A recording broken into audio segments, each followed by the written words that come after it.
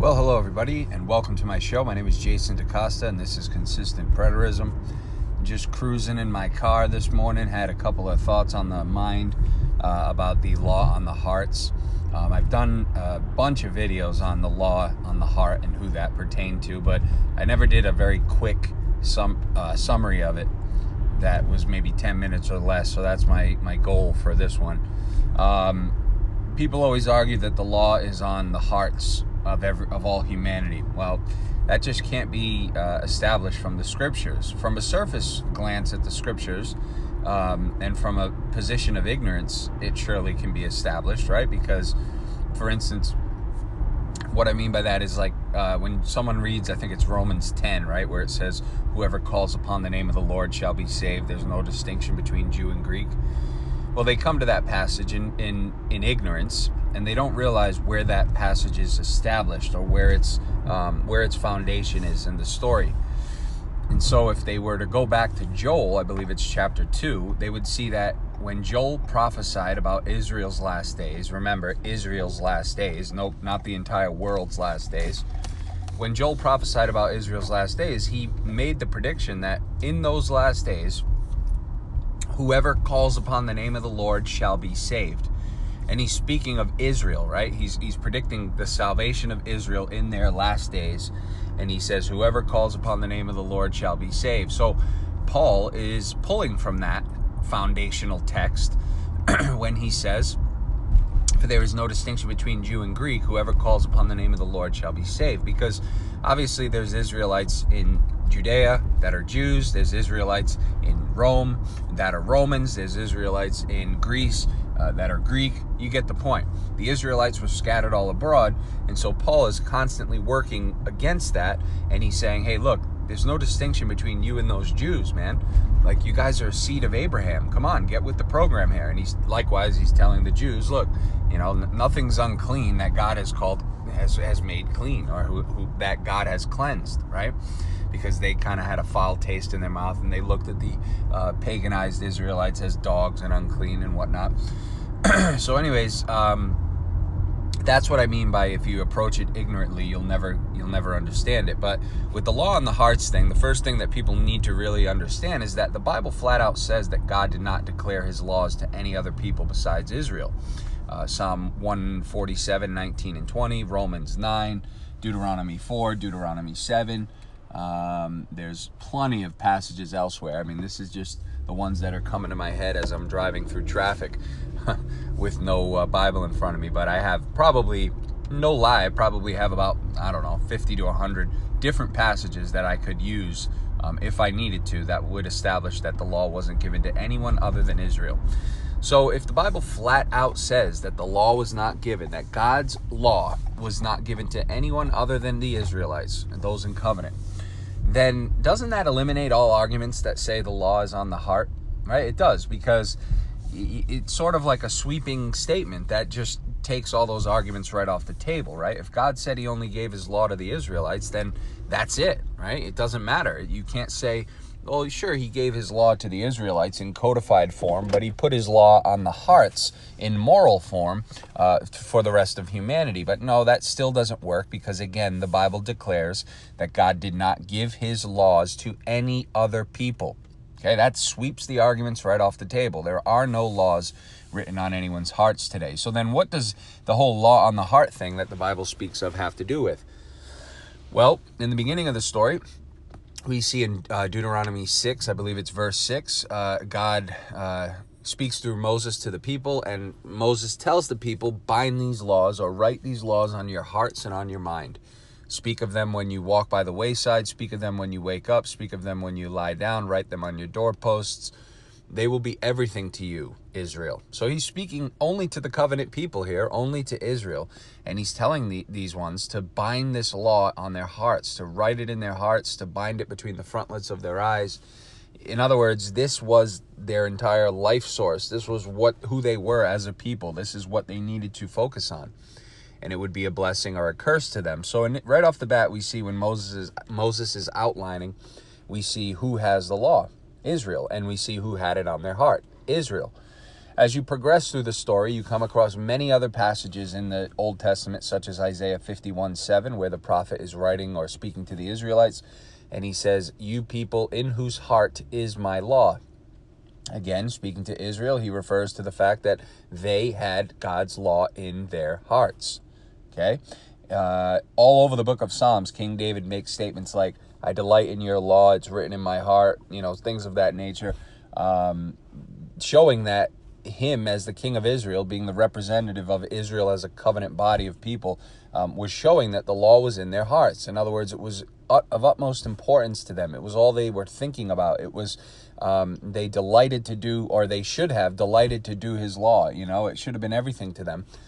Likewise, in Jeremiah 31 and forward, we read that the prophet, speaking of the new covenant that God would establish when he brought the children of Israel out from Babylonian captivity, and he says, "I will write my laws on their hearts and on their minds, and I will be their God, and they will be my people." That's Israel, right? He's not talking about anybody else.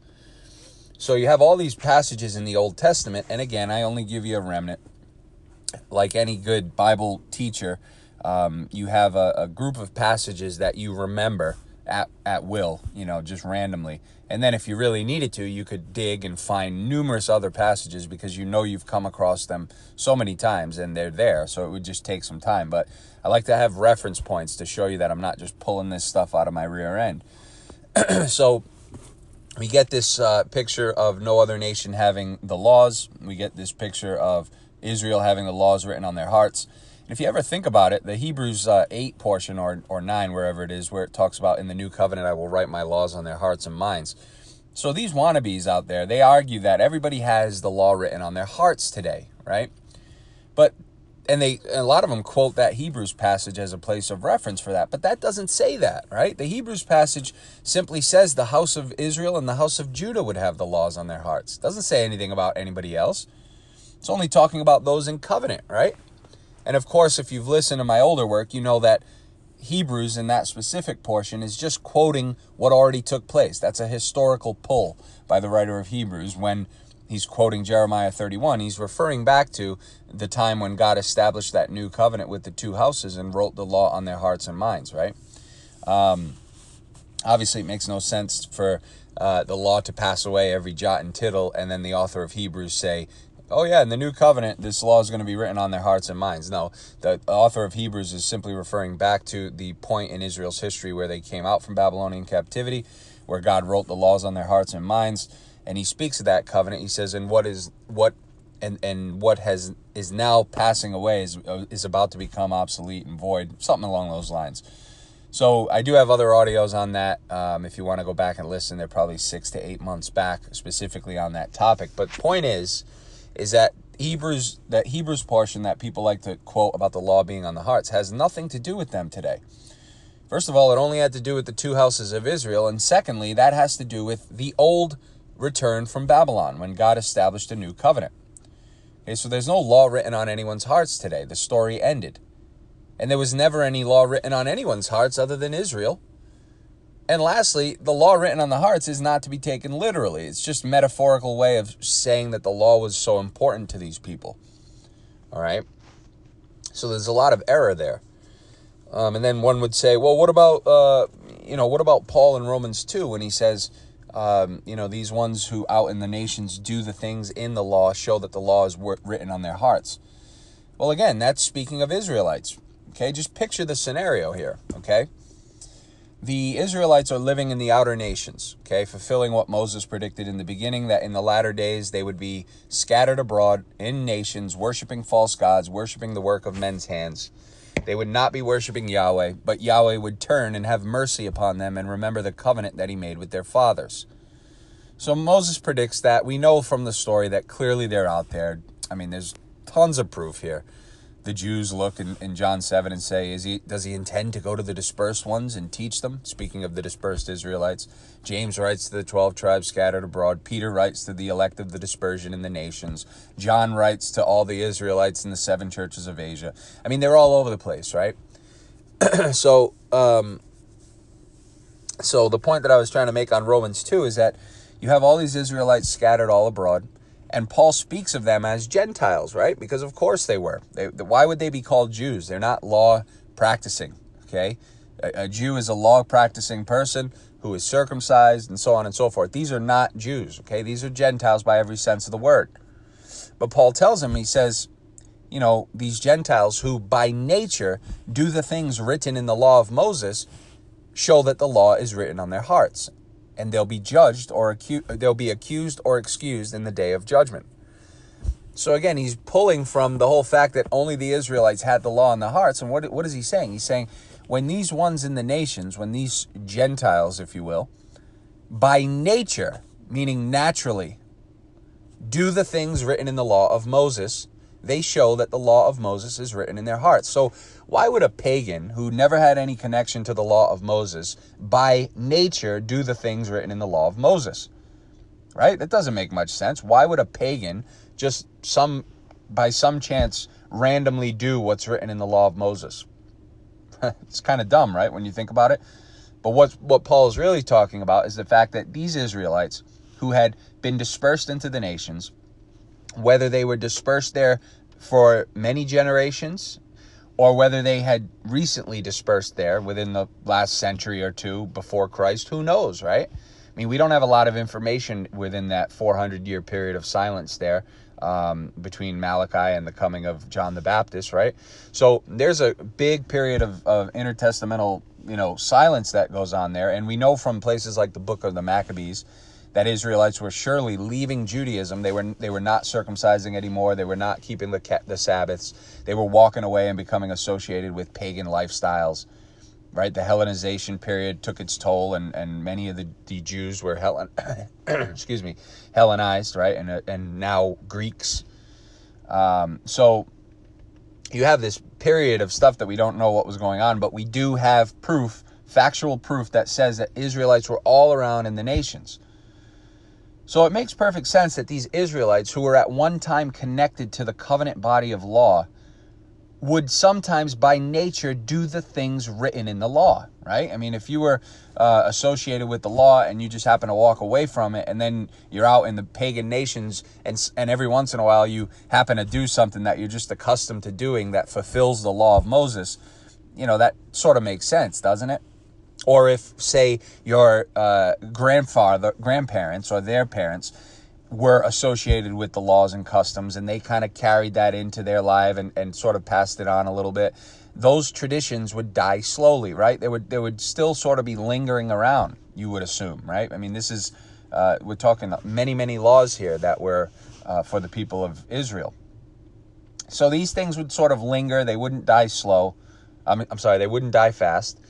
And so you can picture these Israelites paganized in the nations, but still doing random things that the law of Moses required, which, as Paul said, would show that the law is written on their hearts, which, of course, he's pulling from all the Old Testament passages that say Israel had the law written on their hearts and nobody else.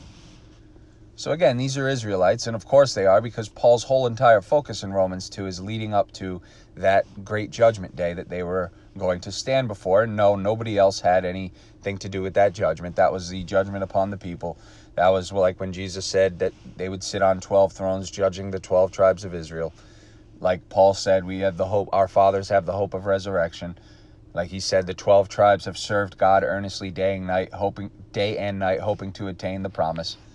So the resurrection was the hope of Israel. It wasn't the hope of other nations. The Egyptians never said any such thing like, we have a hope of resurrection in Yahweh, right? The Assyrians didn't have the hope of resurrection. Nobody did but Israel. Okay, so again, just in brief summary, the law on the hearts thing is not valid. It's not an argument.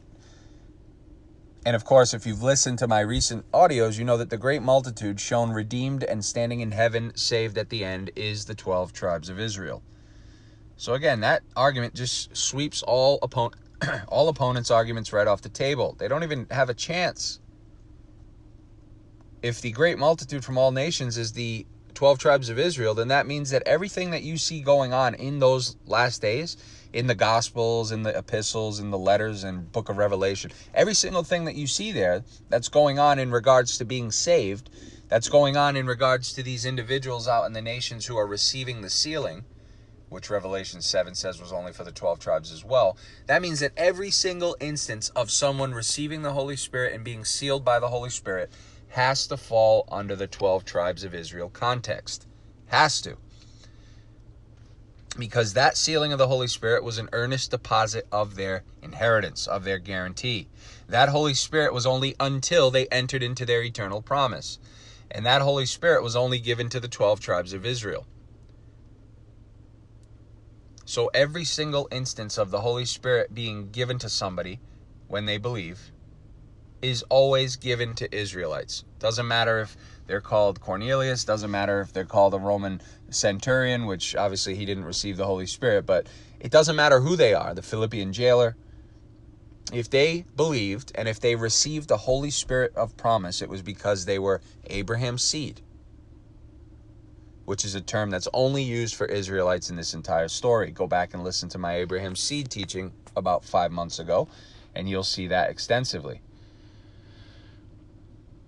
Okay, it didn't matter if they were Jew, it didn't matter if they were Greek, it didn't matter if they were slave, it didn't matter if they were free. If they were Christ's, it was because they were Abraham's seed, and that qualified them as being an heir according to the promises made to the fathers, Abraham, Isaac, and Jacob. So it all fits together beautifully. The great multitude is the 12 tribes of Israel. They came out from that last day's great tribulation period, therefore showing that nobody today is part of that great multitude from all nations, tribes, tongues, and kindreds, and also showing that Jesus did not lie when he said he only comes for the lost sheep of the house of Israel. Salvation was only for Israel, folks, and the new city was the inheritance that was tied to that. Anyways, that's all I got for today. Hope you all have a wonderful day. We'll be back another day, another time, another place, and another rhyme. Take care, everybody. Bye-bye.